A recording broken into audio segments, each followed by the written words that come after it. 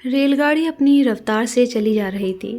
पहियों की छुक छुक आवाज़ गूंज रही थी, लेकिन उस शोर के बीच भी एक सिसकन मेरे कानों में स्पष्ट सुनाई दे रही थी। सामने वाली सीट पर एक वृद्ध माता जी बैठी थीं, जो अपनी हथेलियों में चेहरा छुपाए लगातार रोई जा रही थीं। उनके आंसू रुकने का नाम नहीं ले रहे थे। मुझसे रहा ना गया। मैंने बड़े स्नेह से पूछा, मैया क्या हुआ, कोई कष्ट है क्या? आप इस तरह क्यों रो रही हैं? काफ़ी देर तक पूछने और ढांढस बांधने के बाद मैया ने अपने आंसू पोंछे और कांपते हाथों से एक लिफाफा मेरी हथेली पर रख दिया। उस लिफाफे को छूते ही एक दिव्य इत्र की सुगंध ने मुझे घेर लिया। जैसे ही मैंने उसे खोला, मैं हैरान रह गई। उसमें 4 पेड़े, 200 रुपये का नोट और इत्र से भीगी एक कपड़े की कतरन थी। मैं प्रश्न भरी नज़रों से मैया को देखने लगी।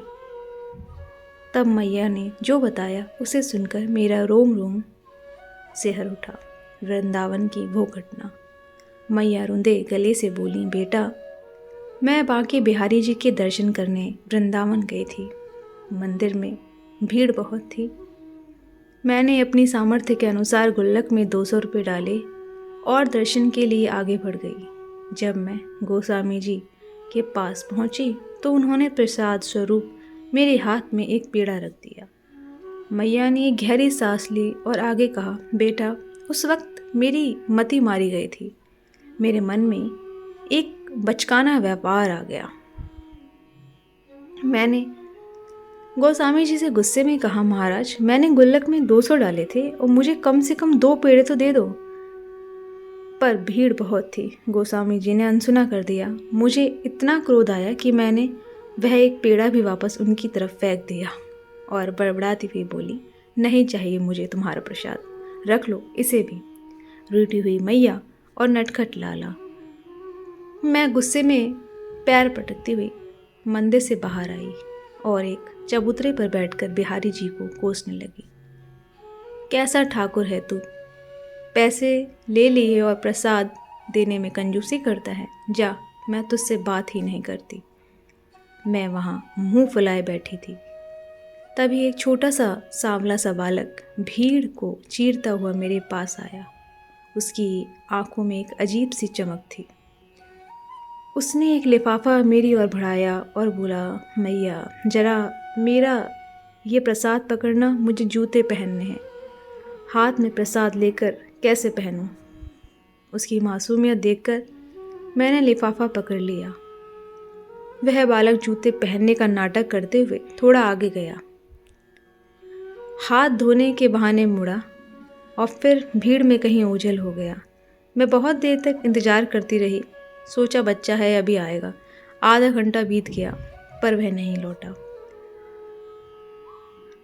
जब बहुत देर हो गई तो कौतूहलवश मैंने उस लिफाफे को खोलकर देखा।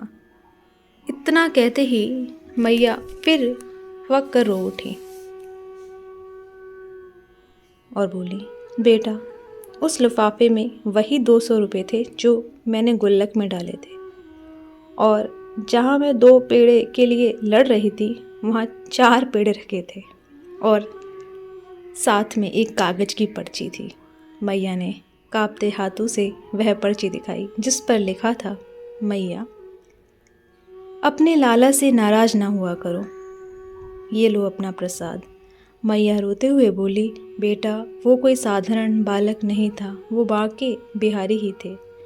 मैं उससे लड़ रही थी और वो मुझे मनाने के लिए दौड़ता हुआ बाहर आ गया। उसने मेरे पैसे भी लौटा दिए और मेरी जिद से ज़्यादा प्रसाद भी दे दिया। मैं इतनी अभागन हूँ, मैं अपने ठाकुर को पहचान ही ना पाई। पूरे डिब्बे में सन्नाटा था और इस दिव्य इत्र की खुशबू अब भी महसूस हो रही थी।